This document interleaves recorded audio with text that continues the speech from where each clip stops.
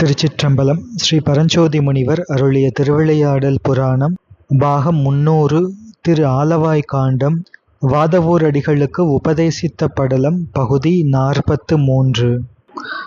தன்னை ஆண்டு கொண்டு அருள வேண்டும் என்று திரு வாதவூர் அடிகள் விண்ணப்பித்து நிற்க, திரு வாதவூர் அடிகளின் உயர்ந்த தீவிரதர பக்குவ நிலையை பிரேரகாச்சாரியார் ஸ்ரீ பரமாச்சாரியார்களுக்கு எடுத்து விண்ணப்பிக்க, திரு வாதவூர் அடிகளிடம் ஸ்ரீ பரமாச்சாரிய சுவாமிகள் அருளினார். அன்பனே, நீ பூர்வ ஜென்மங்களில் செய்த நிஷ்காமனா புண்ணிய வசத்தினாலே இந்த நாள் உம்மை அடிமை கொள்ளும் பொருட்டு நாம் இப்பெருந்துறையின் கண் வந்தேம். எனவே இனி சித்தம் இரங்கல் வேண்டாம் என்று திருவாய் மலர்ந்து அருளினார். கடவுள் மாமுனிவர் அடுத்த திருப்பாடலை அமைக்கின்றார். வந்து நான் வறுமையுற்றேன், மாற்று எனது இளம்பாடு என்று சிந்தை ஆகுலம் உற்றான் கை செழும் பொருள் ஈதல் செய்வார்க்கு இந்த நாள் அளிக்க வேண்டும் என விதியின்மையாலே அந்த நாள் இந்நாளாக அடிமை கொண்டு அருள எண்ணி என்பது திருப்பாடல். சிவாகமங்களிலே இந்தந்த நாட்களிலேதான் பக்குவிகளுக்கு உபதேசிக்க வேண்டும் என்று பொது வகையாக எந்தெந்த நாட்கள் உபதேசம் செய்வதற்குரிய நாட்கள் என்று விதிக்கப்பட்டு இருக்கும். ஆனால் இங்கே எல்லாம் வல்ல சிவ பரம்பொருளை ஸ்ரீ பரமாச்சாரிய திருக்கோலம் கொண்டு வந்து எழுந்தருளி திரு வாதவூரடிகள் அப்பரமாச்சாரிய சுவாமிகளை தரிசித்த அதே நாளே உம்மை அடிமை கொண்டு அருளுவோம் என்று அருளுகின்றாரே. ஏனென்றால் அதிதீவிர பக்குவிகளுக்கு உபதேசிப்பதற்கு விதிக்கப்பட்ட நாள், விலக்கப்பட்ட நாள் என்ற பாகுபாடு ஏதும் கிடையாது. பொதுவாக தானம் செய்வதற்கு புண்ணிய காலங்கள், நல்ல நேரம் இவையெல்லாம் பார்த்து தானம் செய்பவர்கள் இருக்கின்றார்கள். ஆனால் ஒரு செல்வந்தரிடம் ஒரு வறுமைப்பட்ட ஒருவர் வந்து, நான் மிகவும் வறுமை அடைந்திருக்கின்றேன், எனது வறுமையை நீக்குக என்று மிக வறுமையிலே வாடுகின்ற ஒருவர் வந்து எம் வறுமையை நீக்குக என்று யாசிக்கும் போது மனோவியாக்குலம் அடைந்த ஒரு அந்த நித்திய தரித்திரன் கையிலே செழுமையான திரவியத்தை குறைவர கொடுக்கும் ஒரு தாதா, அவர் இன்ன நாள்களில் மாத்திரம் கொடுக்க வேண்டும், மற்றைய நாள்களில் தானம் கொடுக்க கூடாது என்றெல்லாம் விதி இருக்கின்றது, விலக்குகள் இருக்கின்றது. ஆனால் இவையெல்லாம் கருணையே வடிவம் கொண்டு மிகுந்த இரக்கம் உடைய செல்வந்தராக இருக்கக்கூடிய ஒரு தாதாவுக்கு இந்த நாள்தான் கொடுக்க வேண்டும், இந்த நாள் கொடுக்கலாகாது என்ற விதி இல்லை, விலக்கும் இல்லை. அப்படி மிகவும் வறுமைப்பட்டு மனோவியாக்குலம் அடைந்த ஒரு தரித்திரன் கையிலே மிகுந்த இரக்கம் உடைய ஒரு செல்வந்தர், ஒரு தாதா தானம் கொடுப்பதற்கு, பொருள் கொடுப்பதற்கு இந்த நாள் இந்த நேரம் என்றெல்லாம் அவைகளையெல்லாம் பார்க்காம உடனே அந்த தரித்திரனது வறுமையை மாற்ற வேண்டும் என்று கருதி பொருள் கொடுப்பாரே, அதே போன்று இந்த நாள் இந்த நேரம்தான் திரு வாதவூரடிகளை அடிமை கொண்டு அருள வேண்டும் என்று பரமாச்சாரிய சுவாமிகள் திரு வாதவூரடிகள் தம்மை வந்து அடைந்த அந்த காலமே உபதேசம் செய்து அருளுவதற்குரிய காலம், அந்த நாளே உபதேசம் செய்தருளுவதற்குரிய நாள் என்று திருவுள்ளம் கொண்டார். அது மட்டுமல்ல, சிவாகமங்களிலே சொல்லப்பட்டிருக்கின்றது, ஞானாச்சாரியர் ஒரு சிஷ்யருக்கு ஞான தீட்சை கொடுப்பதற்கு முன் தீட்சிக்கப்படும் மாணாக்கன் அவன் அந்தணன், பிராமணன் என்றால் 3 வருஷங்களும், க்ஷத்திரியன் என்றால் 6 வருஷங்களும், வைசியன் என்றால் 9 வருஷங்களும், சூத்ரன் என்றால் 12 வருஷங்களும் சிஷ்யனினுடைய பக்குவ அபக்குவத்தை பரீட்சித்து சிஷ்யன் பக்குவனாக இருந்தால் மட்டுமே தீட்சித்தல் வேண்டும் என்று ஆகம விதி கூறுகின்றது.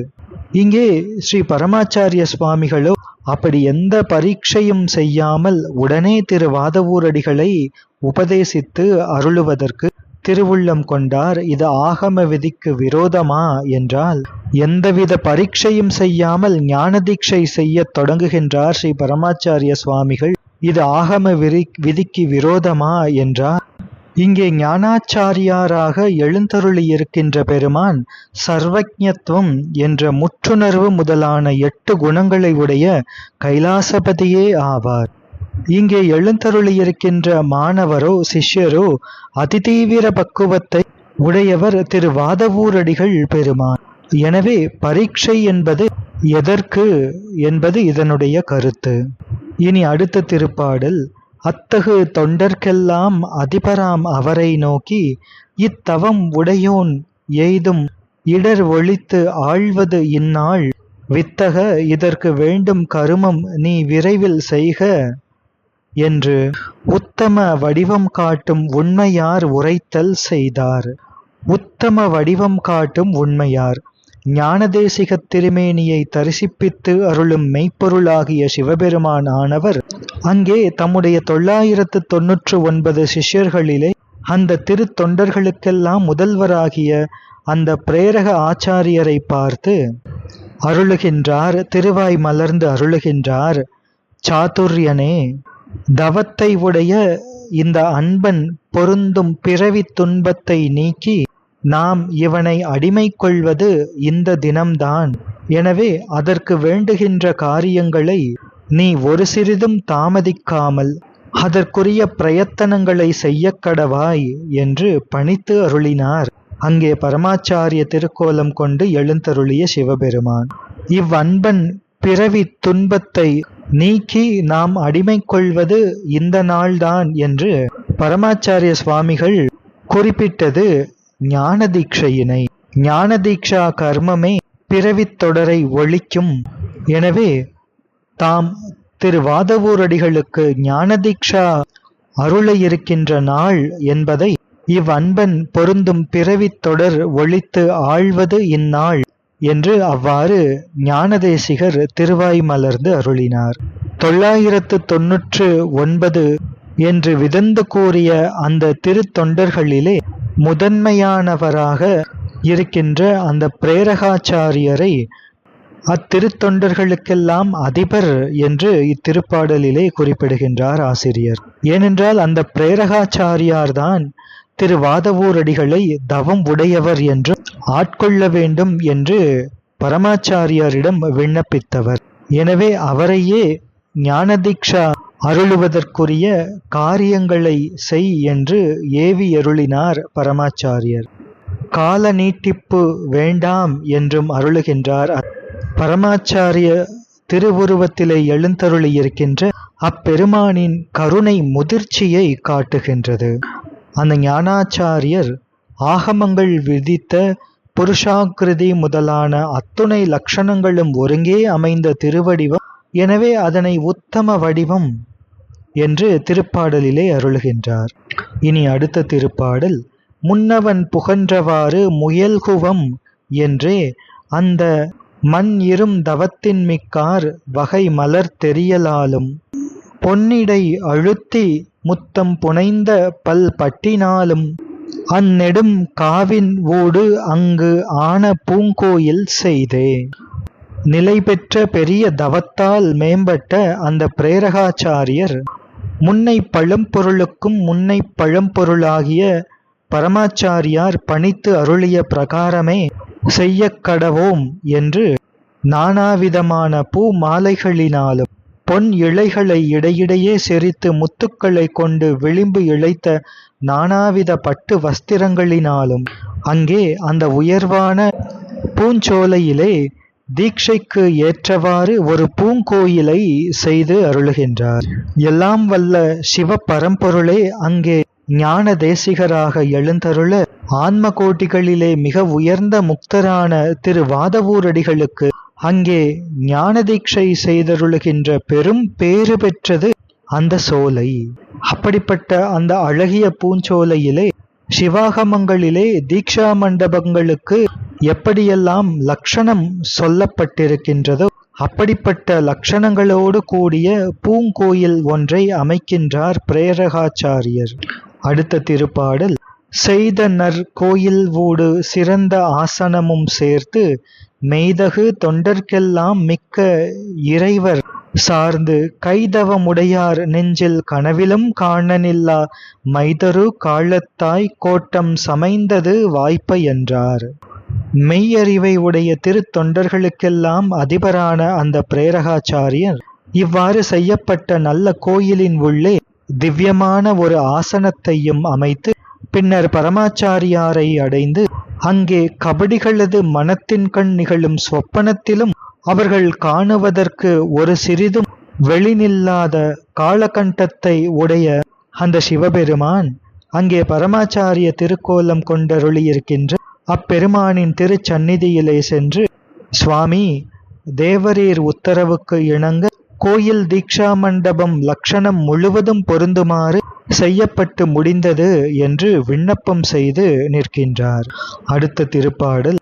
ஆயிடை குடபால் வெற்பில் ஆதபன் கறந்து ஞாலம் பாயிருள் பரந்த பின்பு கடிகையோர் 15 மேய நல்லுயிர்களெல்லாம் விழித்துயில் பயிலும் காலை தூய தொண்டர்க்கு மாயை தொலையோ நல் அமயம் தோன்ற.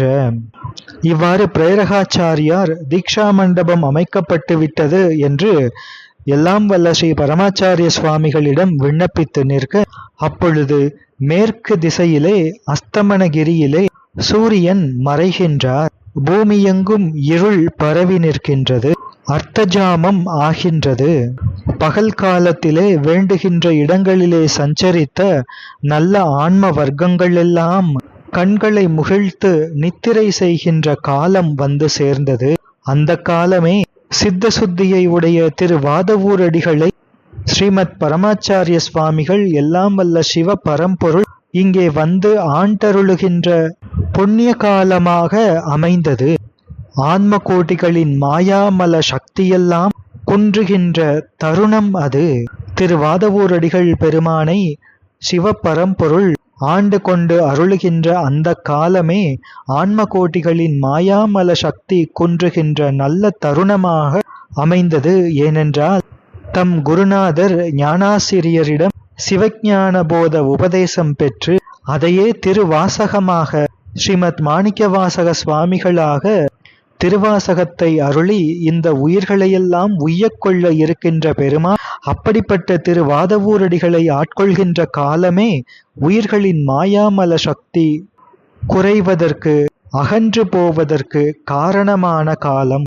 அடுத்த திருப்பாடல். இங்கு இவன் தன்னை ஆளும் காலம் ஈது என்று தெய்வ சங்கம் அது அகன்று முன்னோன் மஞ்சனச் சாலை சார்ந்து குங்குமம் புழுகு சாந்தம் குழைத்து மெய் முழுதும் பூசி கங்கையின் நன்னீர் வாசம் கலந்த மென் பனி நீர் ஆடி. எல்லாம் வல்ல சிவ பரம்பொருள் அங்கே பரமாச்சாரியராக எழுந்தருளி இங்கே இந்த அன்பனாகிய திரு வாதவூரரை நாம் அடிமை கொள்ளும் காலம் இது என்று திருவுள்ளத்திலே அடைந்து அந்த 999 திருத்தொண்டர்கள் சூழ்ந்திருக்கின்ற தேவசபையை விட்டு நீங்கிய பரமாச்சாரிய சுவாமிகள் ஸ்நான மண்டபத்தை அடைகின்றார், எழுந்தருளுகின்றார். குங்குமத்தையும் நாவிப்புழுகையும் சந்தனத்தையும் குழைத்து திருமேனி எங்கும் அர்ப்பணம் செய்து நல்ல வாசனை ஊட்டிய கங்கா தீர்த்தத்தினாலும் நொய்மையாகிய பனி நீரினாலும் ஸ்நானம் செய்தருளினார் பரமாச்சாரிய சுவாமிகள். அடுத்த திருப்பாடல். மெய்ப்புணல் துகிலான் மாற்றி விலை மதிப்பில்லா நல்ல ஒப்பரும் செம்பட்டாடை உடுத்து உயர் கோட்டம் எய்தி செப்பிள முலையாள்பாகன் தென்திசை அதனை நோக்கி அப்பெருந்தவிசின் மேல் அங்கு அழகுற இருந்த பின்னர் உமாதேவி பாகராகிய சிவபெருமான் அவ்வாறு ஸ்நானம் செய்து தம் திருமேனியில் பொருந்திய நீரை திரு ஒற்றாடையினாலே ஒற்றி நீக்கி விலை மதிக்க முடியாத நல்ல ஒப்பற்ற செம்மையான பட்டு செம்பட்டு பரிவட்டத்தை தம் திரு அறையிலே திரு இடுப்பிலே சார்த்தி உயர்ச்சி பொருந்திய தீக்ஷா மண்டபத்தை அடைந்து அந்த தீக்ஷா மண்டபத்திலே குருந்த மரத்தின் அடியிலே இருக்கின்ற அந்த தீக்ஷா மண்டபத்திலே அழகுற விளங்குகின்ற அந்த பொற்றவிசின் மேலே நல்ல மேடையாகிய அந்த தவிசின் மேல் பெருமை பொருந்திய அந்த ஆசனத்தின் மீது தெற்கு திசை நோக்கி அங்கே யோகாசனமாக வீற்றிருந்து அருளினார்.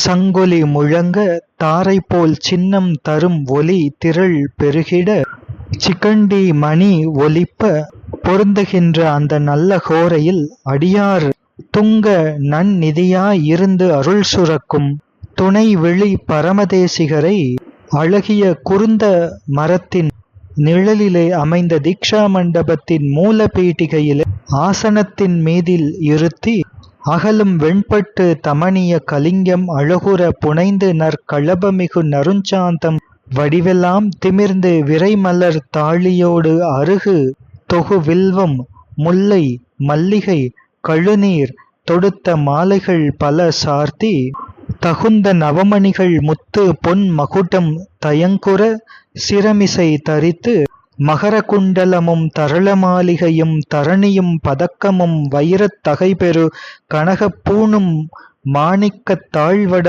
கொத்தும் முப்புரி நூல் திகழ் சரப்பணியும் ருத்ராட்ச நன்மணியும் திருப்ப உத்திரமும் பொற்சிலம்பும் சுகமுறப் புனையும் இடந்தரும் அணிந்து சுந்தரம் பார்த்து உள்ளம் அந்த சுந்தர பேரழகு பரமாச்சாரிய திருக்கோலத்தை பார்த்து தொண்டர்களெல்லாம் உள்ளம் கனிந்தனர்.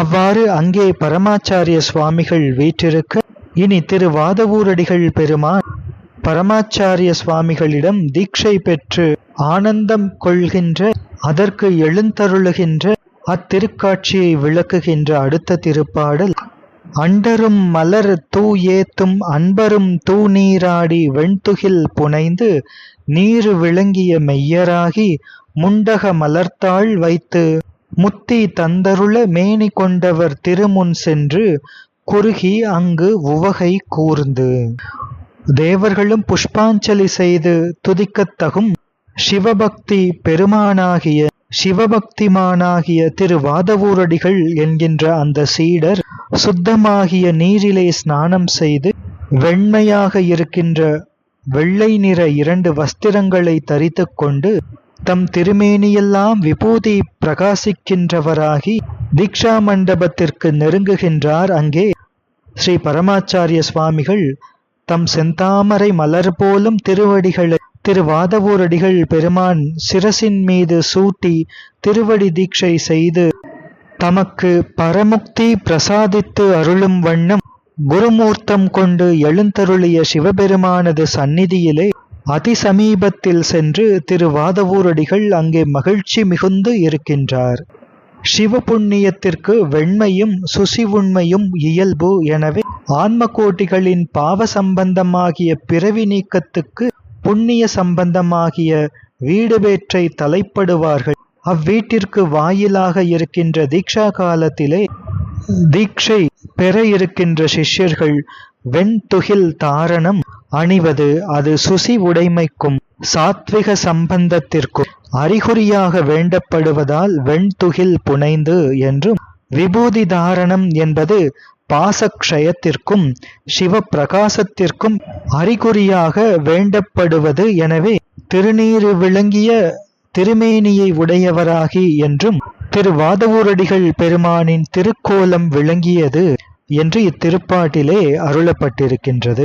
அபிஷேக அர்ச்சனைகளின் பொருட்டும் திருவடிப்பேற்றின் பொருட்டும் தீக்ஷா காலத்திலே குரு சந்நிதியை சீடர் அதிசமீபத்தில் சென்று அடைய வேண்டும், மிக பணிவோடு அடைய வேண்டும். எனவே குருகி என்றும் திருவாதவூரடிகள் அங்கே குருநாதரின் அதிசமீபத்திலே சென்று பணிந்து இருக்கின்றார், மிக உவகையோடு இருக்கின்றார். ஏனென்றால் தமது பூர்வகால சிந்தித மனோரதம் இங்கு சித்திக்கப் பெறுகின்றது.